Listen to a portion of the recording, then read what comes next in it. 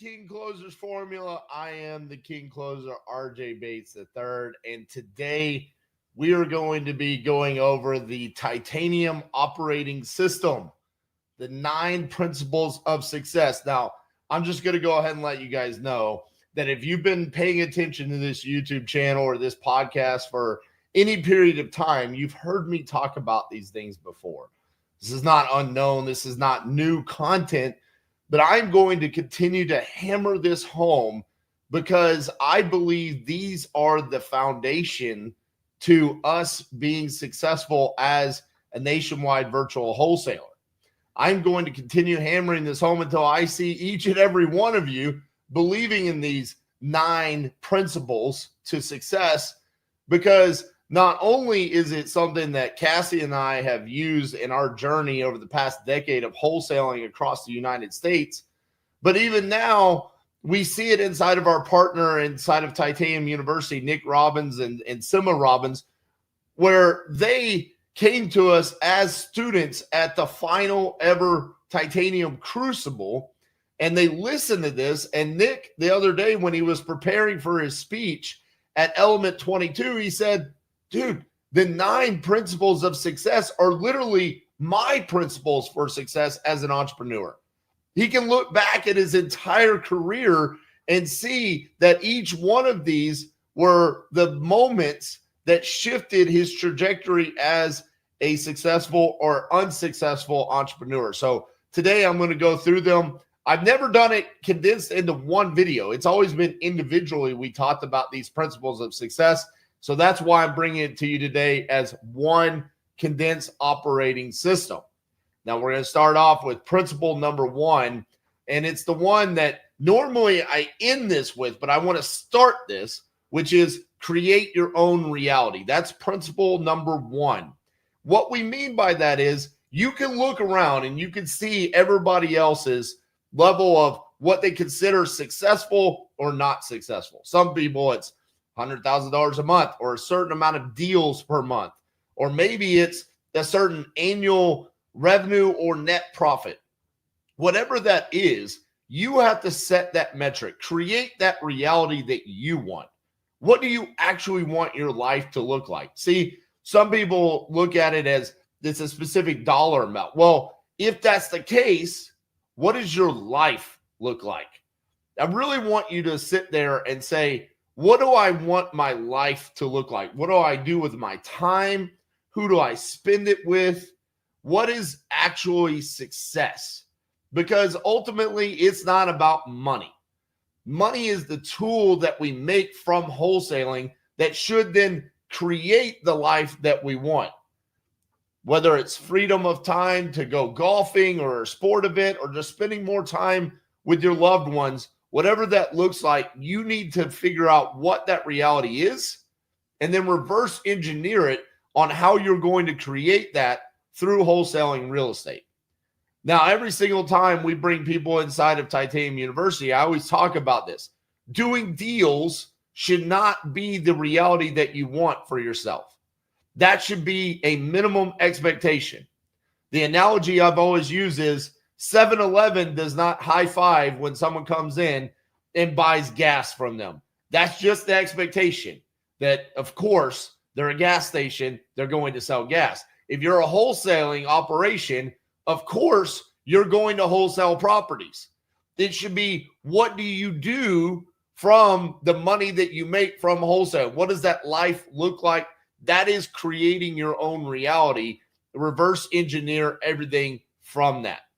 And then actually start living that out. As entrepreneurs, I believe we are masochists. We have a tendency to always want to move on to what's next. What else can we grow towards?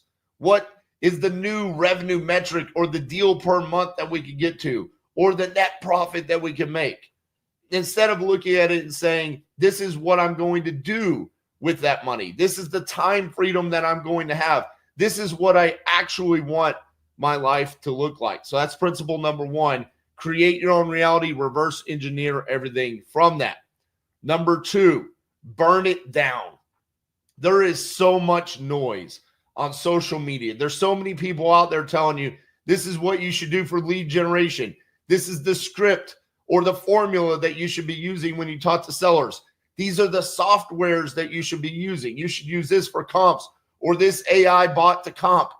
There's all sorts of noise. Here's the thing. At some point in time, you are going to have to burn it down and decide who out there is running a business that I want to mirror, that I want my business to look similar to theirs. Burn it down and follow that one person. And listen, I'm not saying it has to be us, because we might not be running the business that you want to mirror. But you have to find someone out there that is already proven that if you use these systems, if you use this script, if you do things this way, these are the results that you can have, and then follow and trust that process. That's what I mean by burn it down. If you're always trying to blend all of these different people's processes and lead gen and systems and scripts and all this different stuff, it's really hard to make that successful and work. So find someone out there and say, that's the business that they're running. That's what I want mine to look like. Trust it and follow that one person and ignore the rest of the noise that exists on social media. Number 3, have a hedgehog concept. Now, of course, you guys have heard me talk about this before, but a hedgehog concept is very simple. It is where you can explain to someone that knows nothing about what you're doing in this industry in one sentence what your business does. And if it doesn't fit inside of that sentence, you don't do it. This is ignoring the shiny object syndrome that exists for entrepreneurs. So for us, our hedgehog concept is we are a nationwide virtual wholesaler. Outside of that, we don't do it. So no, we don't do novations. We don't do wholesales. We don't flip houses. We don't buy rentals. Titanium Investments is a nationwide virtual wholesaler. So we do marketing in all 50 states. We never go see the property prior to having it under contract. We do everything virtually from inside of our office. And our exit strategy is we only wholesale. What this allows us to do is be great at what we do instead of being kind of good at a bunch of different exit strategies or acquisition strategies. Now, if we have a seller who fits a picture perfect novation or has a property that would make a great wholesale, do we pass on those deals? Absolutely not.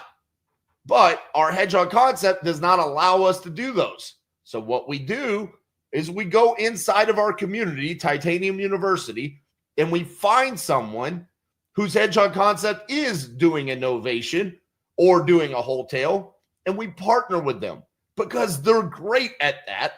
And because of that, we don't have to worry about getting lost in a deal that we're not experts at.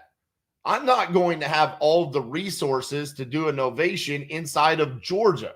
But if I reach out to someone like Travis Wells, who already has a realtor inside of Georgia that knows how to do that, I can get a piece of the pie on a deal by not even doing all of the work. I just lean on the person who is great at doing novations, and my business can stay focused, laser focused on being a great wholesaler.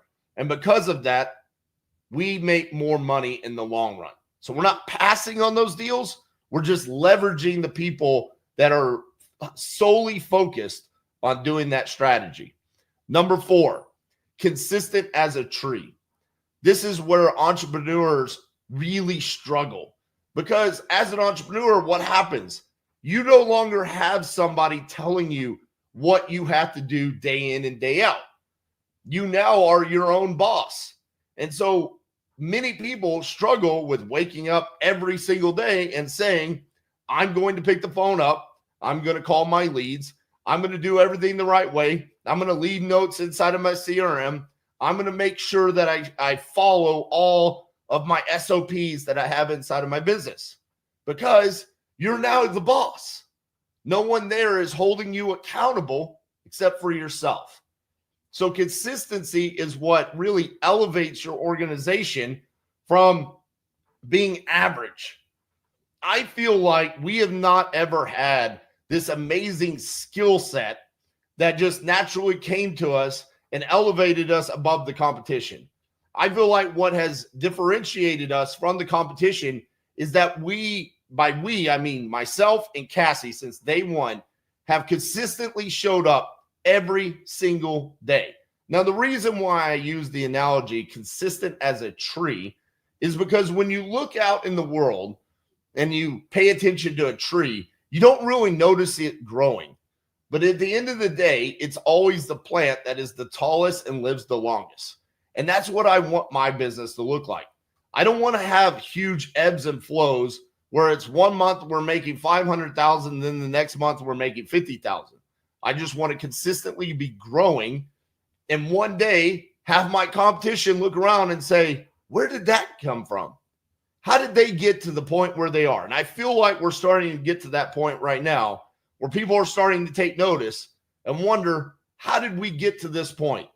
It's with consistency, consistently showing up every single day and improving our skill sets, making sure that we stay laser focused on what we're doing and becoming great at wholesaling.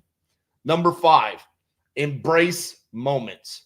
There are going to be moments as an entrepreneur that really can define your level of success or the lack thereof. There's going to be times where your back's against the wall and you either choose to stand up, go the extra mile, and make sure that you get out on the other side better for it, or you give up and you quit. Your competition is more than likely going to give up. You have a choice when those moments come to, and you're not going to know when those moments are. For us, it was 2020 when COVID happened. We had a bunch of bad flips going on. What were we going to do? Were we going to cower to the fact that for the first time in our life that the world was facing a pandemic and the world as we knew it was changing? Or were we going to stand up and embrace that moment and say, we refuse to give up? That was the first 50-50-50. That was a moment that we had to embrace, and it changed the trajectory of our business. The second time was when we got fired off of the TV show. Majority of our team quit, and we found ourselves in a bad place again. That was the second 50-50-50. Holding ourselves accountable by putting ourselves live on YouTube and saying, we are going to embrace this moment, this opportunity to change our business and make sure we do not cower to the difficult circumstances that stand in our way right now. And we embraced that moment and changed our business. Number 6, stop searching for unicorns. This is in regards to the systems that are always coming available to us. There's always going to be new lead generation softwares, new comping softwares, dispo softwares. When I talk about go out there and burn it down, find someone that's running a business right now that you want to mirror and copy. You should trust whatever systems exist out there and stop searching for a unicorn because they don't exist. So I get all the time, RJ, should I use speed to lead, lead Zolo, or property leads? We use all three. Why would you want me to make a choice for you when I've already made a choice for me to use all three? Now think about that. People will ask me, what about these other PPL services? And I'm not going to name them because I don't know if they're good or not. I have not used them because I already have three. I know those three work. We have more than enough leads. I get asked all the time, have you tried out this new comping software, this new dispo software? No, because what we're using works. Why would I need to go search for a unicorn? Stop doing that. Trust what is already in existence and believe that it works. Number 7, extreme ownership. As an entrepreneur, there are going to be the times where you make mistakes. You make a poor decision. Now, you can sit there and you can point the blame at either a lead generation software or a JV partner or blame it on someone else. That was me in 2018, 2019, the beginning of 2020, when things weren't going great inside of our business. And when I read the book Extreme Ownership, I realized There are no bad teams. There's just bad leaders. And I was a bad leader at that time. See, most entrepreneurs, they never find themselves in a position where they can actually admit that to themselves. You guys have got to find a way to have extreme ownership inside of your business and actually sit there and live with the results and find a way to move past that and have that ownership and accountability to yourself, because you are the boss. There's no one else to answer. Most people come from some sort of W-2 or job where it was easy to point the blame to the leader. Now you have made the decision that you are the leader. So have extreme ownership in everything that takes place inside your business, whether or not it's your fault or not. It always is your ownership.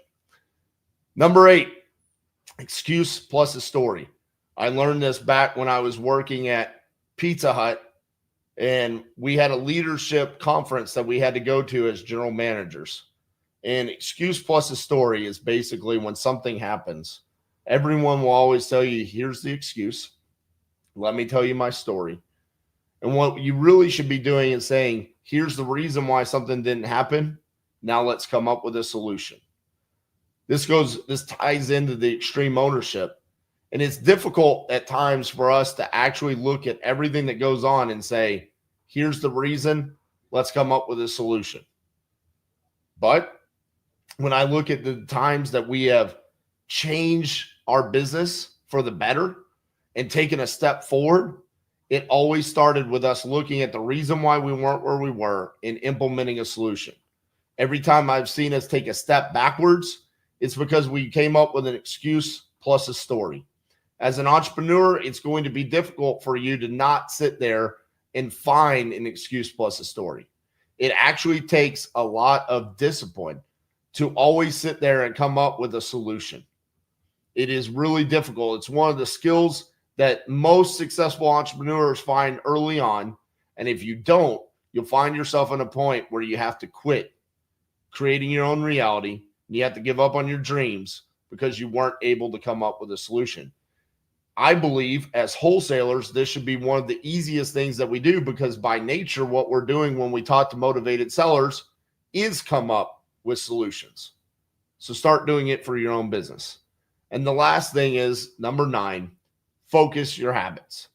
These are the processes that you use inside of your business.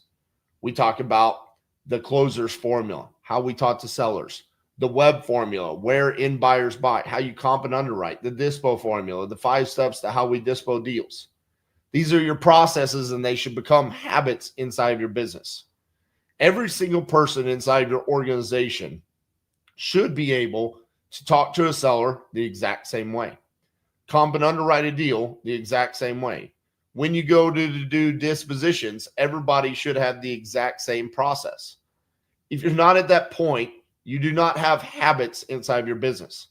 If you do not have habits, you will not have results that are known to your business. Like you won't know what's going to take place.